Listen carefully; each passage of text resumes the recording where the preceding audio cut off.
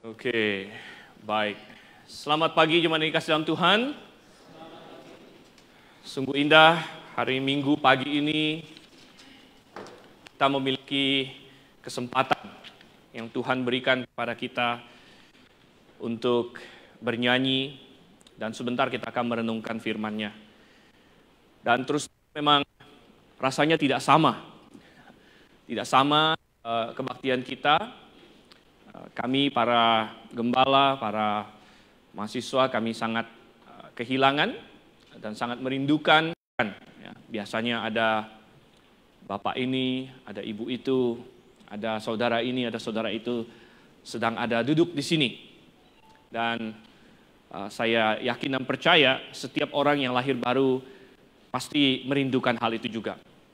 Ada sebagian orang bertanya, kalau misalnya jemaat udah kebiasaan kebaktian online, nanti mereka nggak bakal mau datang lagi. Kalau virusnya sudah selesai, nanti nggak bakal mau datang lagi. Ya, saya berkata, kalau yang tidak sungguh lahir baru, mungkin seperti itu. Kalau yang tidak sungguh mengenal kebenaran, bisa jadi.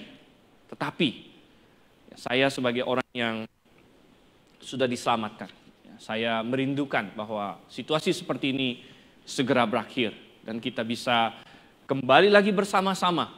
Ya, yang saat ini sekarang sedang berada di rumah, kita bisa kembali lagi bersama-sama bersekutu.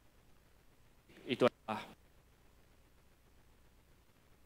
mungkin Tuhan mengizinkan hal ini terjadi untuk menguji kita juga, saudara.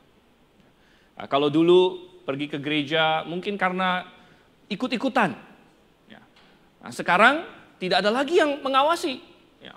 Di rumah. Dulu mungkin, kalau di sini di grafe di sini ada tulisan, mohon matikan handphone.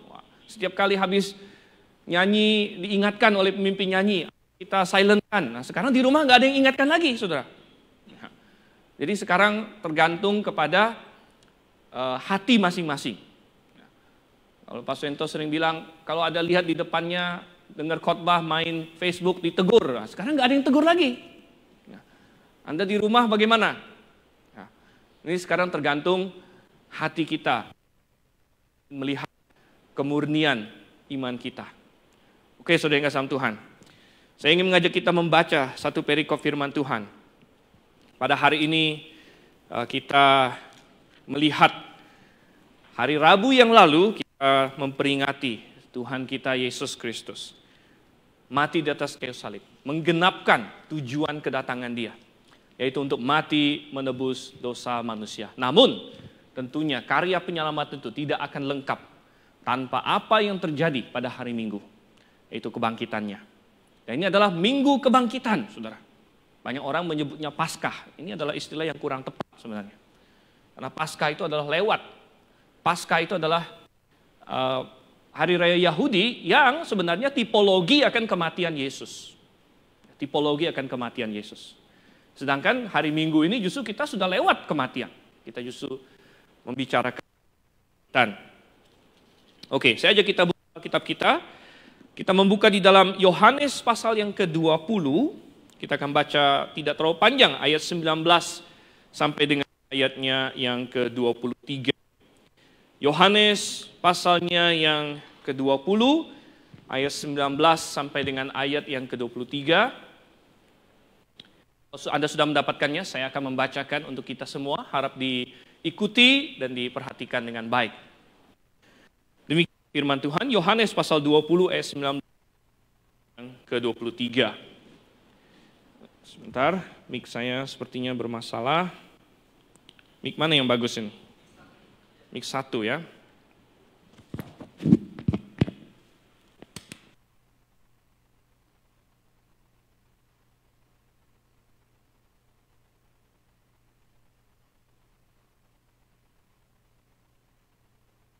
Oke, baik. Saya akan bacakan, kalau Anda sudah dapat di rumah atau di screen Anda, Yohanes pasal 20 ayat 19 sampai 23. Demikian firman Tuhan. Ketika hari sudah malam, pada hari pertama minggu itu, berkumpullah murid-murid Yesus di suatu tempat dengan pintu-pintu yang terkunci, karena mereka takut kepada orang-orang Yahudi. Pada waktu itu datanglah Yesus dan berdiri di tengah-tengah mereka dan berkata, "Damai sejahtera bagi kamu."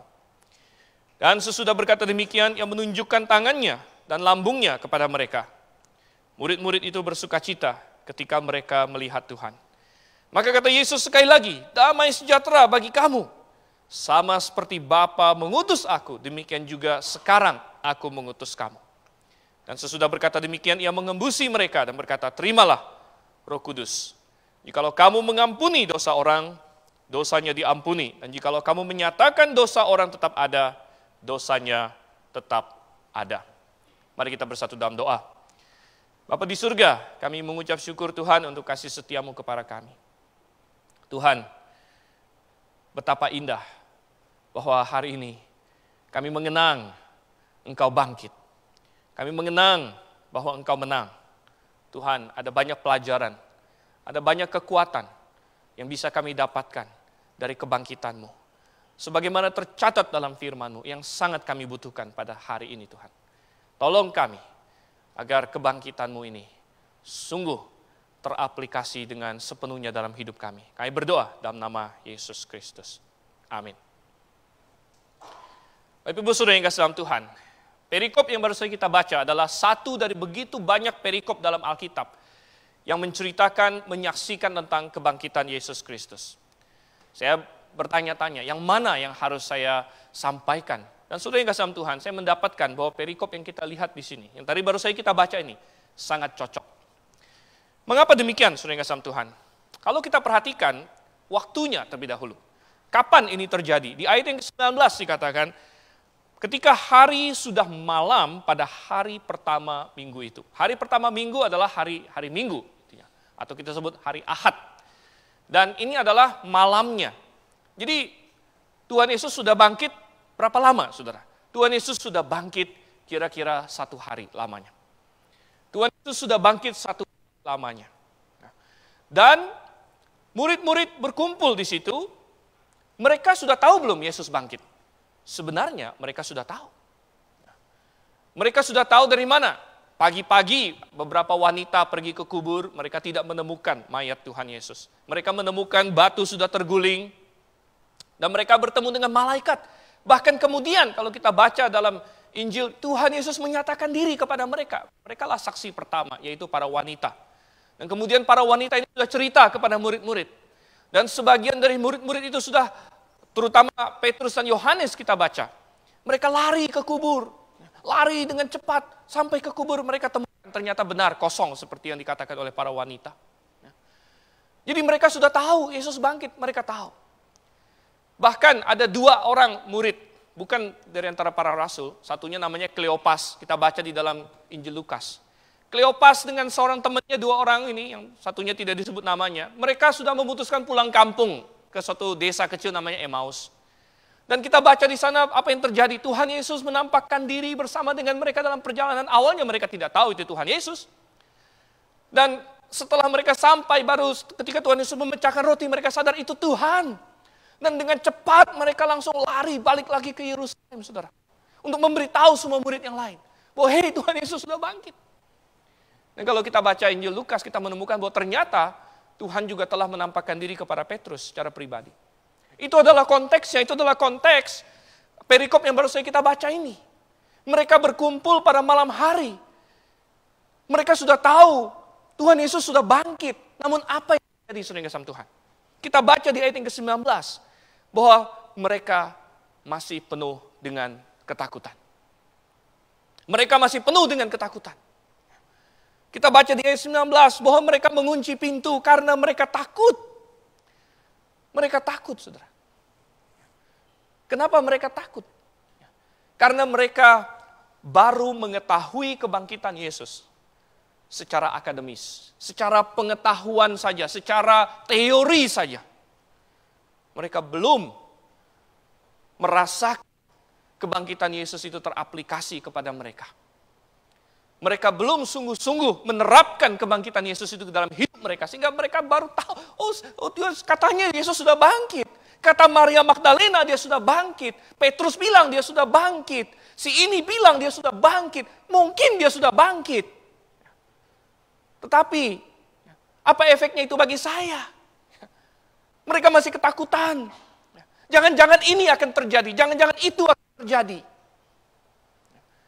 Saudara yang kasih dalam Tuhan, hari ini kita 12 April 2020. Sudah berapa lama Yesus Kristus bangkit? Kalau mereka pada waktu itu 1 hari Yesus sudah bangkit. Tetapi kita hari ini Yesus sudah bangkit hampir 2000 tahun.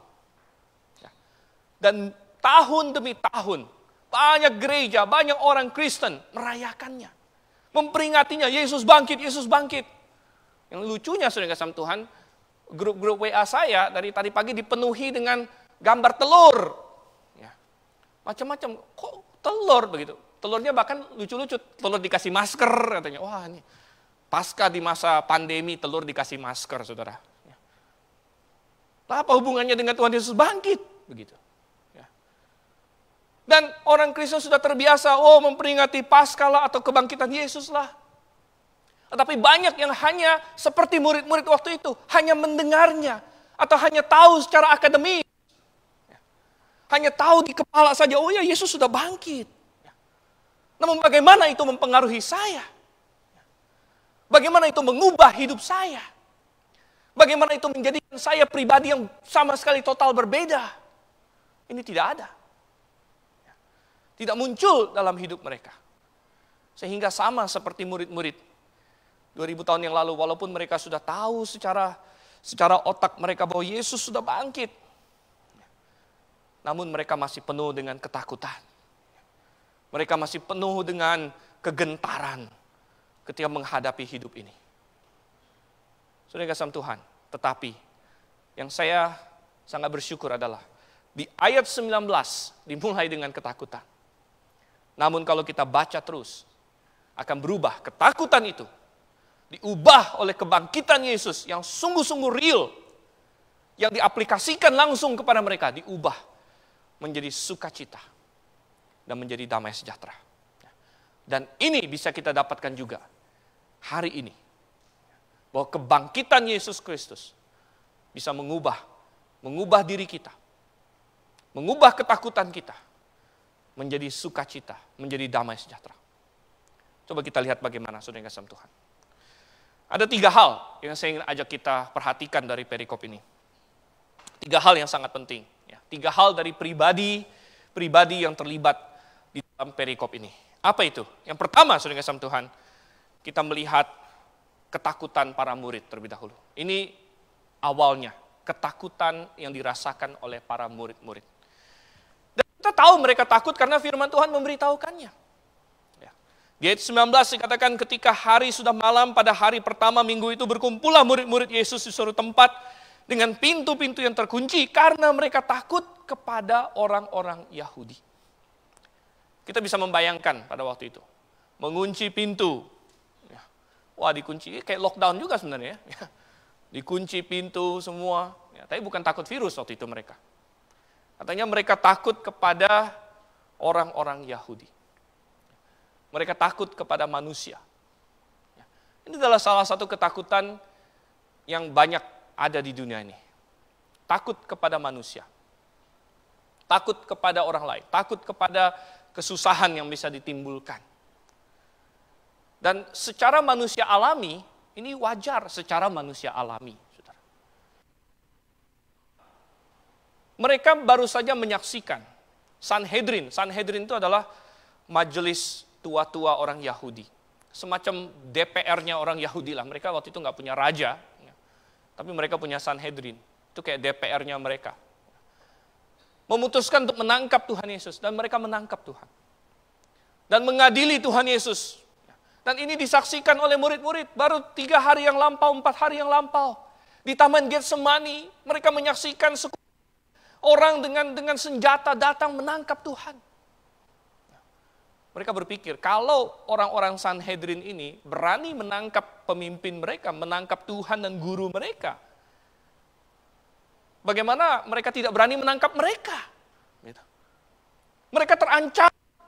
Kalau orang-orang Sanhedrin ini, imam besar, Kayafas, Hanas, merasa bahwa murid-murid Yesus juga menjadi ancaman bagi mereka, bisa saja mereka ditangkap juga.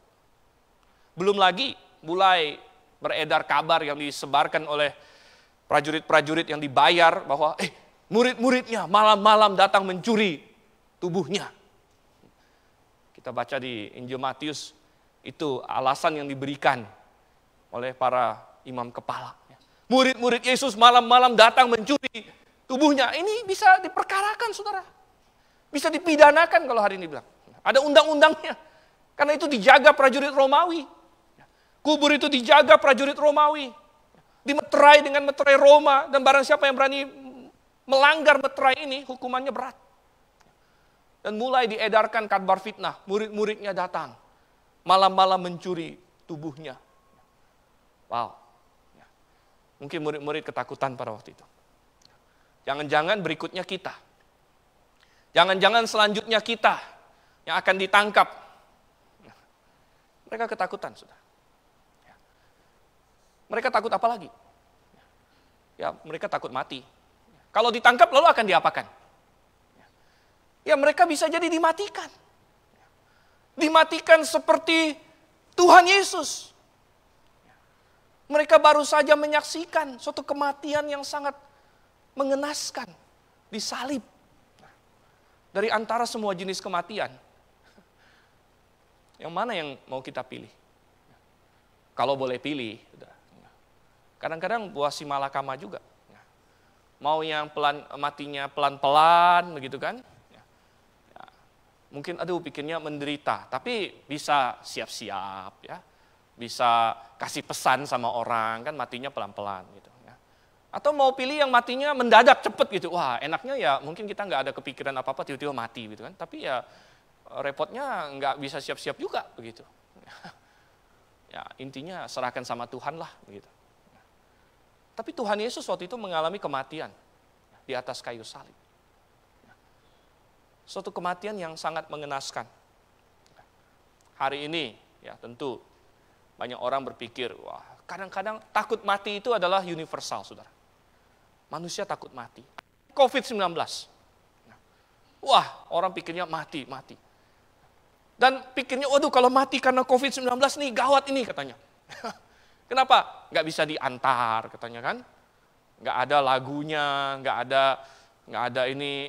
Tapi sering kasih Tuhan. Bagi yang bersangkutan sih udah nggak tahu apa-apa, masalah nyanyi, masalah diantar segala macam, yang bersangkutan nggak tahu apa-apa lagi. Mungkin yang berkata juga COVID-19 itu kalau sampai meninggal, itu katanya nggak bisa nafas. Jadi karena virusnya menyerang paru-paru, sulit bernafas. Jadi seperti orang yang sulit bernafas, seperti tenggelam, begitu. Tetapi saudara yang kasih Tuhan, orang yang kena COVID-19 biasa dirawat di rumah sakit. Diusahakan segala macam, ventilator. Orang masuk ICU kasih ventilator. Orang dikasih ventilator itu dibius. Ya, dibius. Jadi kalaupun sampai mati, ya, dia dalam keadaan terbius sebenarnya. Ini beda dengan Tuhan Yesus. Anda tahu cara mati di atas kayu salib itu gimana? Bagaimana orang yang disalib itu mati karena apa? Orang yang di atas kayu salib itu, dia mati karena dia tidak bisa bernafas. Sama. Lebih parah dari COVID. Ya. Karena dia dipaku di sana. Ya. Dan dipaku di sana itu, kalau orang yang disalib itu biasa kadang-kadang berhari-hari. Ya. Dibiarkan sampai kecapean. Karena ketika kita dipaku di sana, dia sulit. Dia kalau mau menarik nafas itu dia harus menjinjit sedikit. Tarik nafas, menjinjit sedikit. Ya. Oleh karena itu, kalau misalnya para pengawal sudah tidak tahan lagi, mau cepet-cepet, ya, seperti yang dia lakukan pada 2 penjahat di samping Tuhan Yesus, mereka patahkan kakinya. Dan ketika kakinya dipatahkan, ya, mereka tidak bisa lagi menjinjit sedikit untuk menarik nafas. Ya. Dan orang yang disalib itu mati, sebenarnya karena tidak bisa bernafas. Ini adalah kematian yang dihadapi oleh Tuhan Yesus. Dan murid-murid menyaksikannya. Dan mungkin mereka takut akan hal itu, saudara. Mereka takut mereka bisa ditangkap. Mereka takut bahwa mereka bisa dimatikan. Dibunuh dengan cara yang sangat mengerikan. Ini ketakutan mereka. Ketakutan yang real. Yang mungkin dirasakan juga oleh kita pada hari ini. Mungkin menimpa kita juga, Tuhan aku takut, aku belum mau mati. Mungkin ada yang mau bilang begitu. Tuhan aku tidak mau mati dengan COVID-19. Mungkin ada yang berkata demikian. Ada ketakutan. Ada ketakutan apa lagi? Bukan saja ketakutan akan manusia, ketakutan akan kematian, ada ketakutan akan kehidupan. Ketakutan akan kehidupan. Dengan Tuhan Yesus tidak ada lagi, sebagian mereka sudah mulai berpikir, selanjutnya apa? What's next for us? Kami mau ngapain sekarang? Petrus yang pernah ngomong sama Tuhan, Tuhan kami yang sudah meninggalkan ayah, ibu, istri, tanah segala macam mengikut Engkau, kami dapat apa? Tuhan Yesus waktu itu jawab sama dia, barang siapa meninggalkan ayahnya, ibunya, ladangnya, istrinya, anaknya akan mendapat di dunia ini apa? 100 kali lipat Tuhan. Wah, waktu itu Petrus senang sekali, Tuhan Yesus masih ada. Makanya waktu Tuhan Yesus ngomong sama dia, anak manusia pergi ke Yerusalem, akan disalibkan. Petrus mau tegur dia. Dia tarik Tuhan Yesus ke samping, jangan sampai. Wah, mungkin Petrus pikir investasi saya habis kalau kamu mati gitu kan. Ya. Saya kan yang menjamin saya dapat 100 kali lipat, ini kan Tuhan Yesus, ya, Rabi ini. Ya. Kalau dia disalib, hilang saya. Sebagian mereka sudah mulai berpikir, bagaimana berikutnya? Kita mau makan apa lagi? Kita mau kerja apa sekarang? Yakobus dan Yohanes sudah meninggalkan jalannya dengan bapaknya, mungkin sudah dijual sama bapaknya jalannya. Masa mau balik lagi ke bapak mana jalan yang kemarin? Bapaknya Zebedeus, kan, anak-anak Zebedeus. Ini bapaknya bilang, kalian waktu itu main tinggal aja udah saya jual sama orang. Perahunya udah saya apain. Mereka mau pikir, sekarang gimana penghidupan kita?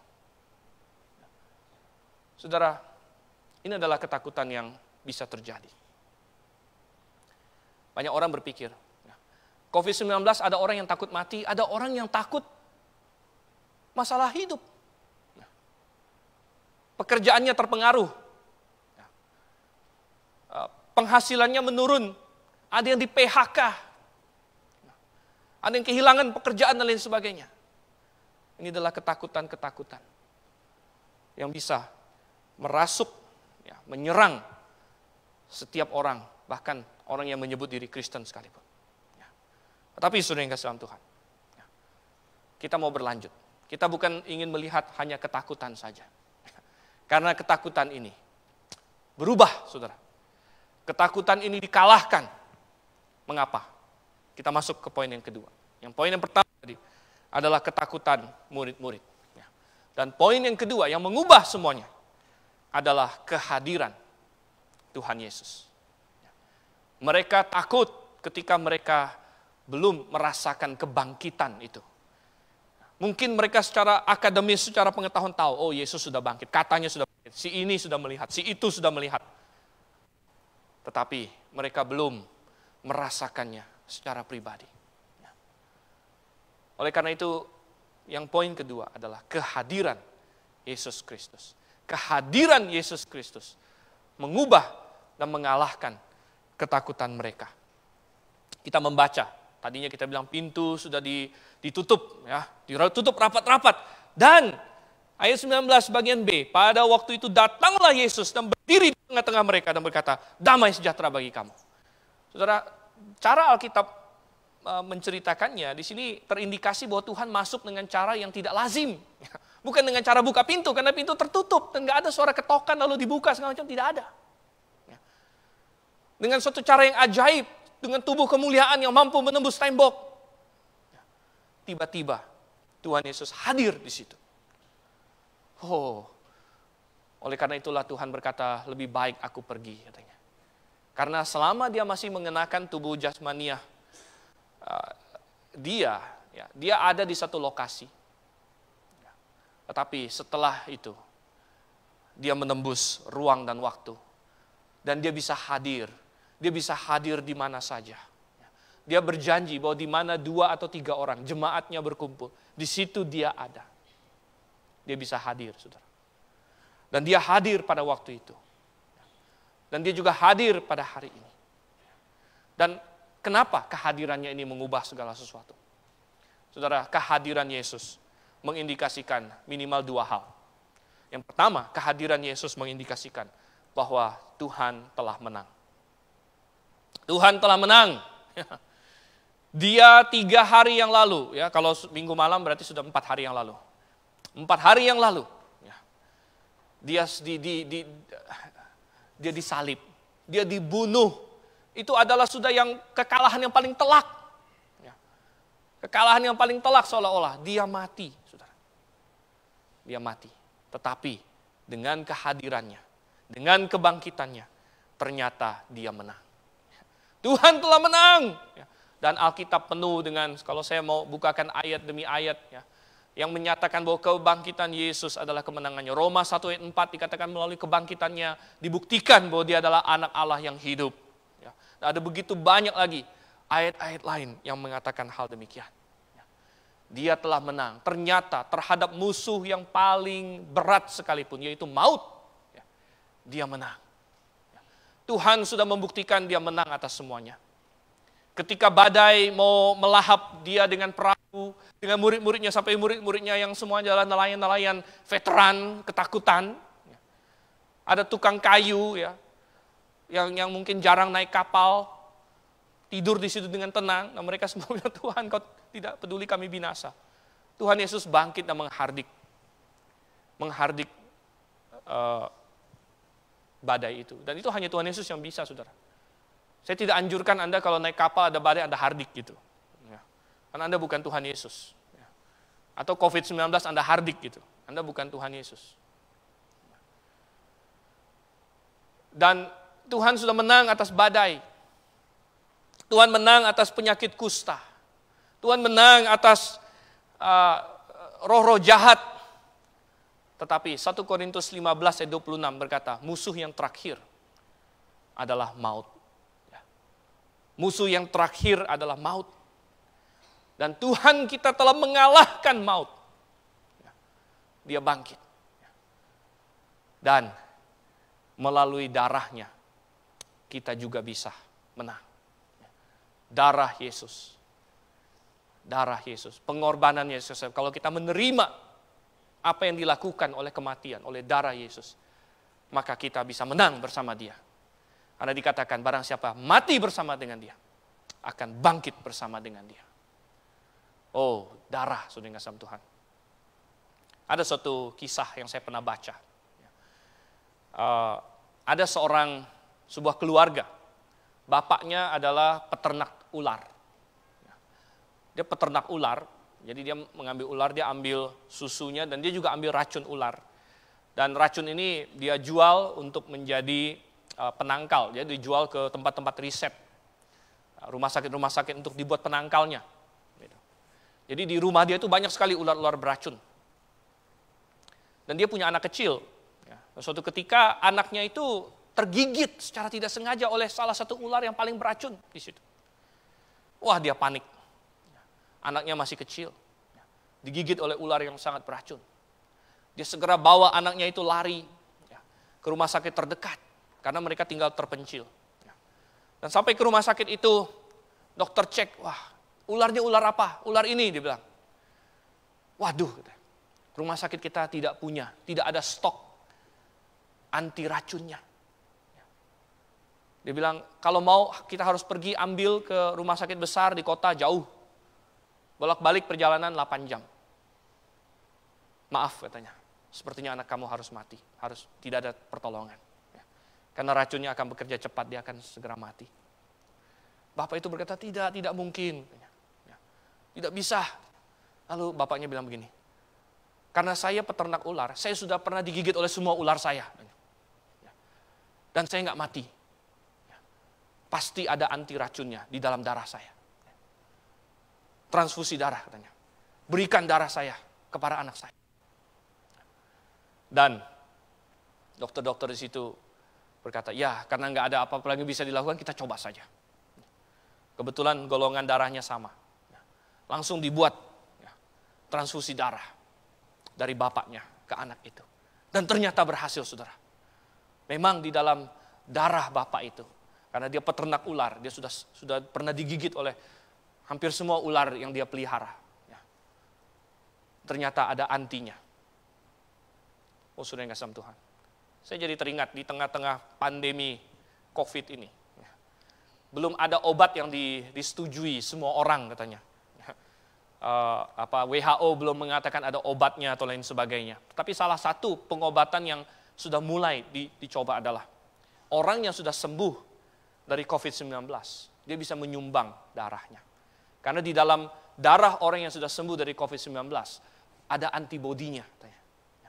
Dan ternyata kalau dia sumbang itu, kemudian dikasih kepada orang, ternyata membantu. Ternyata bisa menyembuhkan. Oh, saudara yang kasih Tuhan, itu adalah penyakit jasmani. Tetapi di dalam darah Yesus Kristus ada kesembuhan dari dosa. Di dalam darah Yesus Kristus, kenapa? Karena Yesus sudah menang melawan maut. Dia bagaikan Bapa itu yang sudah mengalahkan racun ular. Dia bagaikan orang yang sudah sembuh dari COVID-19. Di dalam darahnya sudah ada antibodi. Saudara, tidak ada seorang pun yang punya antibodi terhadap kematian. Karena dosa. Tidak ada seorang pun punya antibodi terhadap dosa. Sampai sekarang, dosa masih membunuh manusia 100%. 100%. Dan satu-satunya cara adalah kalau Anda mau menerima darah Yesus Kristus. Pengorbanan Yesus Kristus yang sudah menang dan menyelesaikan dosa. Sehingga ketika Anda menerima itu, maka dosa Anda dihitung sudah ditanggung oleh Yesus. Maka dengan demikian, saudara. Maka dengan demikian, coba kita buka di dalam Ibrani. Ibrani pasal 2 ayat yang ke-15.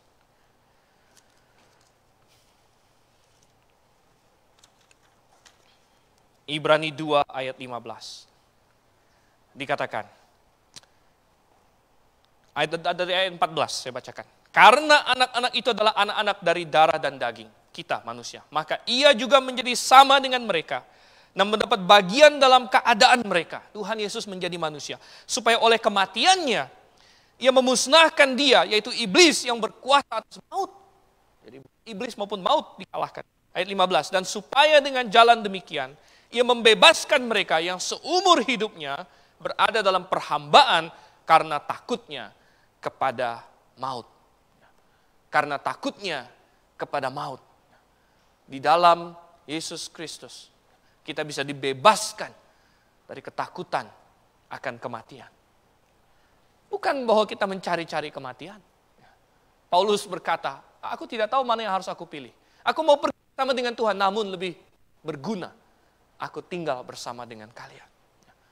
Kita masih punya misi di dunia ini. Kalau kita masih punya tugas di dunia ini, Tuhan masih ingin kita melakukan sesuatu, Tuhan akan pelihara kita. Tetapi kematian bukanlah hal yang mengerikan lagi. Yesus telah berkata, akulah kebangkitan dan hidup. Barang siapa percaya kepadaku, ia akan hidup walaupun ia sudah mati. Oh, saudara yang kasih dalam Tuhan. Tuhan Yesus sudah menang. Dia menang atas maut. Murid-muridnya ketika menyadari hal itu, mereka menjadi bersuka cita. Tuhan bukan hanya menang atas maut, Tuhan menang atas semua musuhnya. Sanhedrin yang ditakuti oleh murid-muridnya, Tuhan sudah menang. Segala trik, segala rencana mereka untuk mengalahkan Tuhan Yesus ternyata adalah bagian dari rencana Tuhan. Ternyata Tuhan pakai itu semua. Dia memang sengaja membiarkan dirinya ditangkap, dia sengaja membiarkan dirinya disalib. Bahkan ketika mereka mengejek dia, turunlah dari salib itu, hai engkau yang mau merobohkan bait suci dan membangunnya dalam 3 hari. Itu yang sedang Tuhan Yesus lakukan. Ketika dia tergantung di atas salib itu, dia sedang merobohkan bait suci itu. Dan ketika dia bangkit, dia akan membangunnya kembali dalam 3 hari. Semua rencana iblis, semua rencana musuh-musuhnya, ternyata adalah bagian dari rencana Tuhan. Ternyata Tuhan pakai itu untuk keselamatan manusia. Tuhan menang. Tuhan menang atas semua musuh-musuhnya. Oleh karena itu, semua orang yang mengatakan saya murid Tuhan, maka ketika Yesus hadir di tengah-tengah mereka pada waktu itu, segera ketakutan mereka sirna. Segera mereka berkata, Tuhan, ya, Engkau telah menang. Dan Engkau memberikan kemenangan kepada kami. Bukan saja kehadiran Tuhan membuktikan bahwa Tuhan menang. Kehadiran Tuhan membuktikan bahwa Tuhan bersama dengan mereka. Tuhan menang, tapi Tuhan tidak menang lalu pergi meninggalkan kita. Tuhan menang dan Dia menyertai murid-muridnya. Dia bersama dengan mereka. Dia ada di tengah-tengah mereka. Dia bahkan tahu apa yang mereka katakan, saudara. Kalau kita baca selanjutnya di Yohanes 20 itu, ada satu murid yang rupanya tidak hadir waktu itu. Anda masih ingat siapa? Thomas, yang disebut Didimus.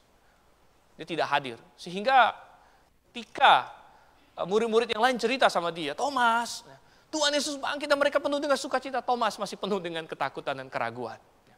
Dan Thomas bilang, sampai aku mencucukkan jariku pada lubang bekas pakunya. Dan mencucukkan tanganku di sisinya, aku tidak akan percaya. Dan kemudian seminggu kemudian Tuhan datang, Thomas, coba cucukkan. Oh, ternyata Tuhan mendengar apa yang dikatakan Thomas. Tuhan tahu persis keraguan kita. Tuhan tahu persis ketakutan kita. Dan Dia menyertai. Dia bersama dengan kita. Dia datang untuk menguatkan Thomas. Dan Tuhan berkata, jangan lagi tidak percaya. Jangan lagi tidak percaya. Saudara, banyak orang berpikir, apa yang akan saya lakukan dengan hari besok? Mungkin ada kesulitan ekonomi. Dunia di mana-mana sudah di forecast, sudah diperkirakan, wah ada resesi lah, ada krismon lah, ada segala macam. Oh saudara, Alkitab berkata dunia ini memang sedang lenyap.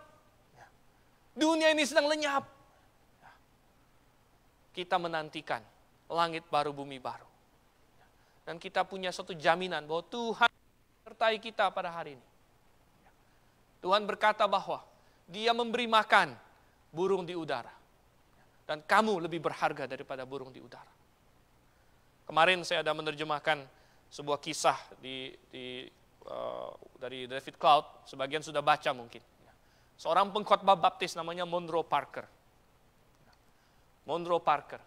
Dia bersaksi. Dia waktu itu suatu hari sangat kesusahan. Ada satu hari dia dari pagi sampai siang tidak makan, saudara. Tidak ada duit. Sudah berminggu-minggu dia tunggu-tunggu. Ada orang yang sudah janji mau support dia. Supportnya nggak datang-datang. Dia tunggu terus di kantor pos, dia cek terus tiap hari. Mana ini ceknya, suratnya. Nggak datang-datang. Uang dia habis. Dia nggak makan. Pagi nggak makan, siang nggak makan. Jam 3 dia jadwal khotbah. Dia khotbah kebetulan hari itu dari Mazmur pasal 23. Tuhan adalah gembalaku, takkan kekurangan aku. Mungkin sambil dia khotbah dia berpikir, Tuhan adalah gembalaku, tak kekurangan aku. Tuhan, aku lagi kekurangan sekarang. Mungkin itu yang dia pikirkan, saudara. Nah, sehingga selesai dia khotbah, dia pergi lagi kantor pos. Dia cek lagi. Masih kosong. Belum ada. Dia mau pulang ke rumah dia. Rumah dia itu waktu itu dia tinggal di namanya YMCA itu ini ya. Semacam tempat hamba-hamba Tuhan banyak kayak ngekos gitu. Lumayan murah lah di situ. Dan dia pulang, dia berjalan.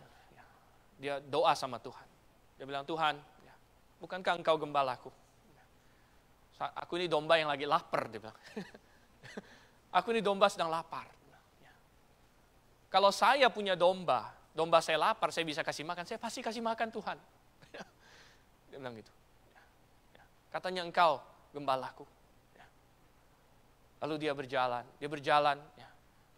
Dan di salju dia ketemu ada dompet yang jatuh, dompet rombeng lah. Dia cek, wah, di dalamnya ada 2 keping uang 5 sen. Dolar Amerika, 5 sen. Wah, dia senang. Waktu itu 1 hamburger baru 5 sen harganya. Dia segera pergi beli 2 hamburger. Dia makan. Kemudian dia jalan pulang ke tempat dia tinggal, YMCA itu. Sampai di sana, penjaganya bilang, ada banyak surat buat kamu, katanya. Hah? Banyak surat buat saya? Oh iya. ternyata semua surat yang tadinya buat dia, ya, yang dikirim ke kantor pos, ada orang yang tadinya sebelumnya tinggal satu alamat dengan dia, pindah, ya, terus dia instruksikan sekarang semua surat yang ke sini tolong oper ke tempat saya yang baru. Jadi semua surat yang untuk dia dioper ke orang itu, gitu. Ya. Tapi kemudian orang itu lihat, oh ternyata bukan buat saya, akhirnya dikirim balik. Ya. Tapi sempat tertunda sekian lama. Jadi baru nyampe ke dia hari itu. Dan setelah dia buka, banyak sekali support yang tadinya untuk dia, yang dia tunggu-tunggu. Ya. Berminggu-minggu itu datang. Ya. Dan dia bilang, sepertinya Tuhan itu bilang, sebenarnya sudah ada di rumah kamu itu. Cuman kalau kamu nggak tahan, tunggu kamu sampai rumah, nih saya kasih 10 sen dulu lah, begitu. Di tengah jalan, Tuhan bilang. Gitu ya. Ya. Tuhan bilang begitu. Ya. Saudara, ya. Kalau kita berjalan bersama dengan Tuhan, ya, maka kita berkata, Tuhan menyertai aku. Ya. Tuhan adalah gembalaku. Ya. Dan dia akan menyertai aku, karena itu janjinya. Kehadiran Tuhan mengubah. Dan kita masuk kepada hal yang ketiga. Ketiga dan terakhir akan kita lihat. Yang pertama kita melihat ketakutan para murid. Yang kedua kita telah melihat kehadiran Tuhan Yesus. Dan yang ketiga kita lihat di sini, yang mengubah mereka adalah kekuatan dari Roh Kudus. Kekuatan dari Roh Kudus. Apa yang Tuhan Yesus lakukan, kalau kita kembali lagi ke dalam Yohanes pasalnya yang ke-20 di sini, ayat 19 sampai 23. Di ayat yang ke-22, sesudah berkata demikian, ia mengembusi mereka dan berkata, terimalah Roh Kudus. Terimalah Roh Kudus. Di kelas pneumatologi, kita sudah membahas bahwa Roh Kudus di perjanjian lama sebenarnya sudah ada. Tetapi pelayanannya berbeda, saudara. Di perjanjian baru ini, menunggu kebangkitan Yesus, barulah Roh Kudus akan datang dengan suatu pelayanan yang baru, yaitu tinggal di dalam hati orang.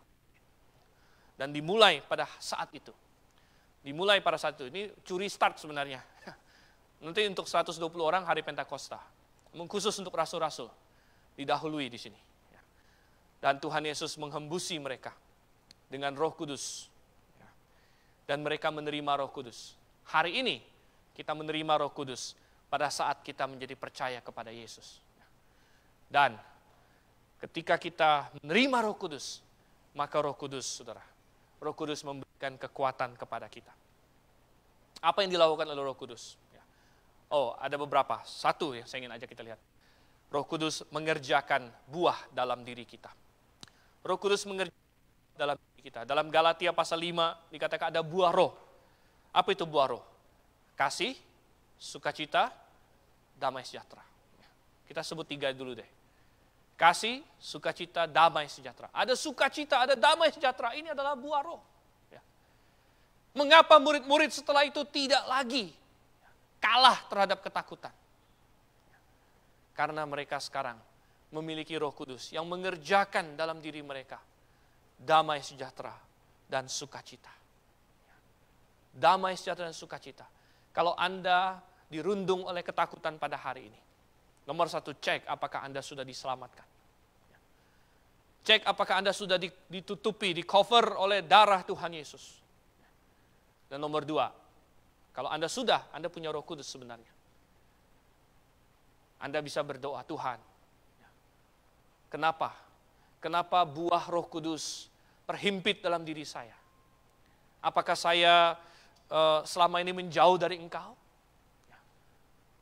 Pulihkanlah sukacita keselamatanku. Berikanlah damai sejahtera-Mu padaku. Sehingga aku tidak lagi takut akan apapun. Karena Engkau beserta dengan aku. Oh, saudara yang kasih dalam Tuhan. Roh Kudus mengerjakan damai dan sukacita.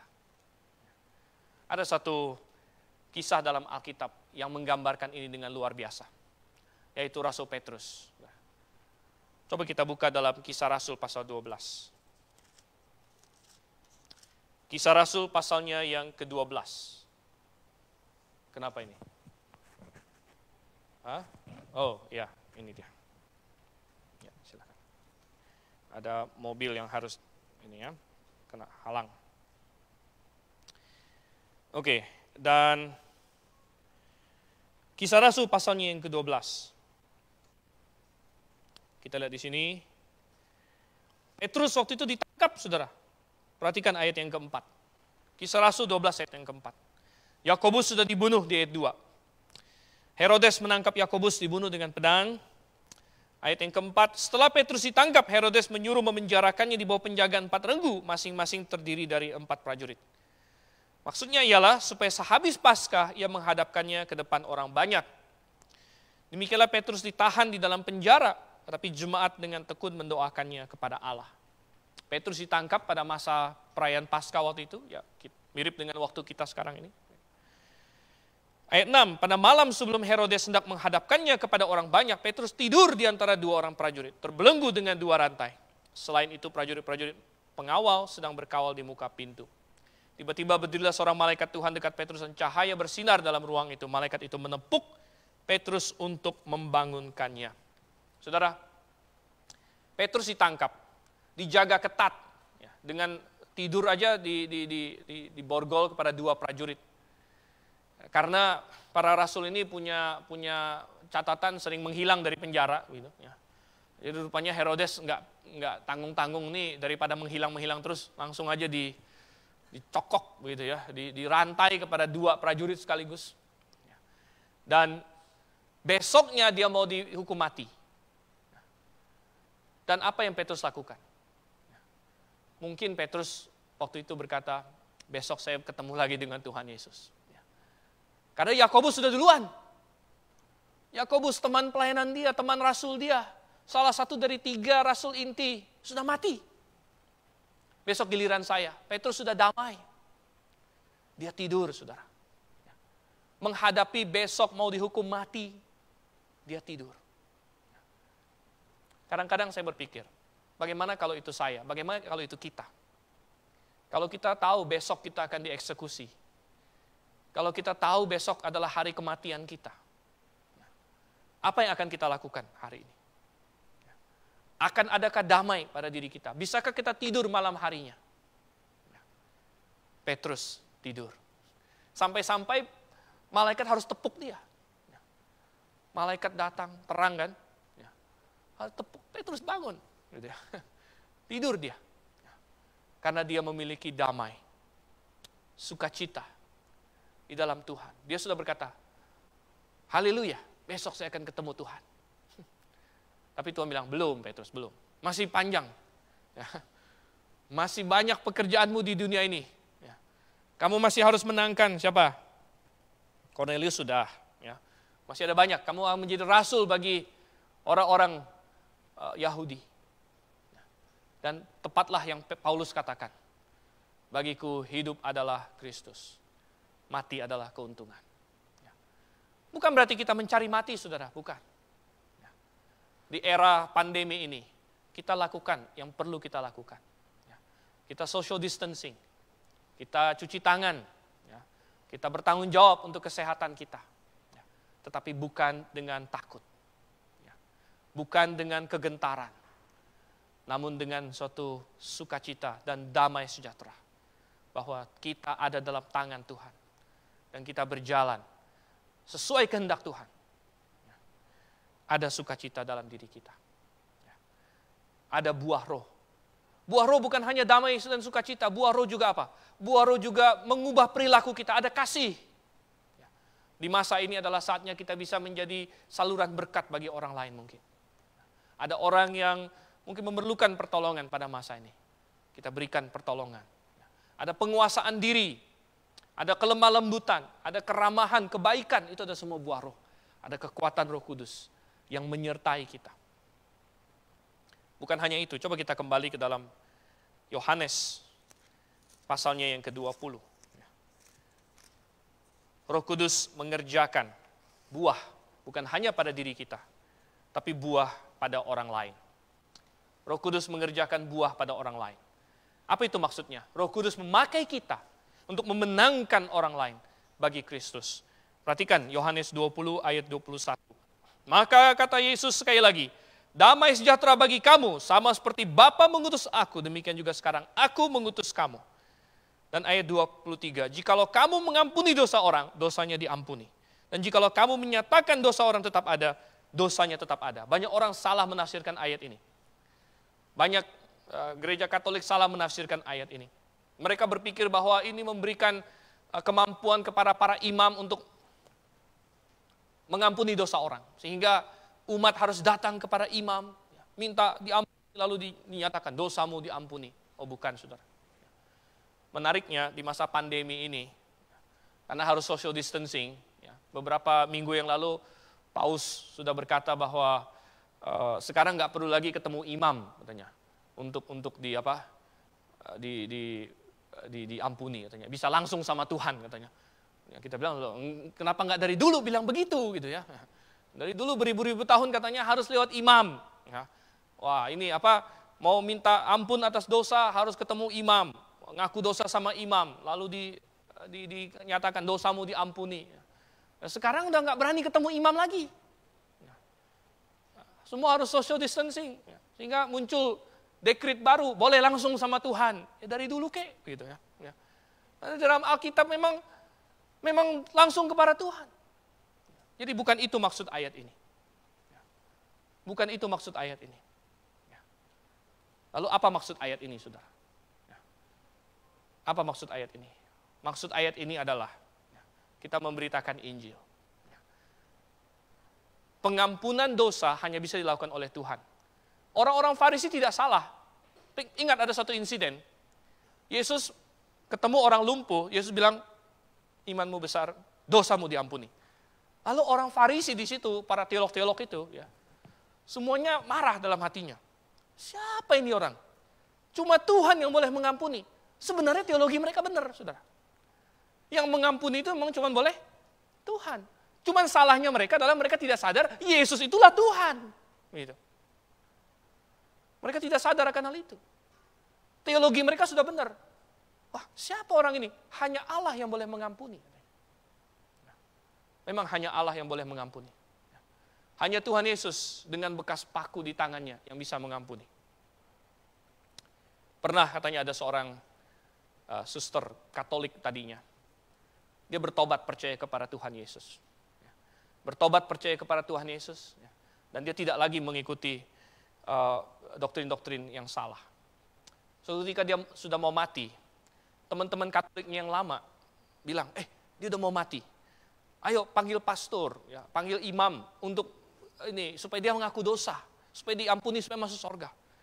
Datanglah ini imam. Lalu si suster ini yang sudah tua, sudah sakit, sudah mau mati. Temannya bilang, ini sudah datang pastor mau ini, imam mau ini, kamu ngaku dosa sama dia. Dia bilang, siapa? Nggak ada. Ini sudah datang orangnya katanya. Coba kasih lihat saya tangannya. Datang imam itu kasih lihat tangannya. Tidak bisa katanya. Yang bisa mengampuni dosa saya hanya kalau ada bekas paku di tangannya. Katanya, Hanya dia yang mengampuni dosa saya. Yang lain tidak bisa. Hanya Yesus Kristus yang bisa mengampuni dosa. Namun kita membawa berita pengampunan itu. Kalau kita menginjil dan ada orang yang menerima Injil itu, kita bisa berkata kepadanya, dosamu sudah diselesaikan oleh Yesus. Kalau kita menginjil dan orang itu menolak Injil, kita bisa berkata, dosamu tetap. Karena engkau menolak kasih karunia Allah. Oh saudara yang kasih dalam Tuhan. Inilah saatnya kita memakai kesempatan yang Tuhan berikan. Kalau ada orang di sekeliling kita yang bertanya-tanya tentang keselamatan, di tengah-tengah segala kematian yang ada di dunia ini, inilah saatnya kita memberitahu kepada mereka bagaimana dosa bisa diselesaikan. Bagaimana dosa mereka bisa dihilangkan. Mari, ada kekuatan Roh Kudus. Pertama untuk diri kita. Damai sejahtera, sukacita, minta sama Tuhan. Biarkan Roh Kudus berkarya dalam hidup kita. Dekatkan diri kepada Tuhan. Kalahkan ketakutan. Karena Tuhan beserta dengan kita. Dan inilah saatnya kita memberitakan pengampunan dosa yang disediakan oleh Yesus Kristus kepada sebanyak mungkin orang. Memang Tuhan Yesus sudah bangkit. Baik itu malam itu dia sudah bangkit. Sudah bangkit 1 hari. Ataupun hari ini dia sudah bangkit 2000-an tahun. Namun, sudahkah kebangkitan Yesus mengubah Anda dan saya? Mari kita bersatu dalam doa.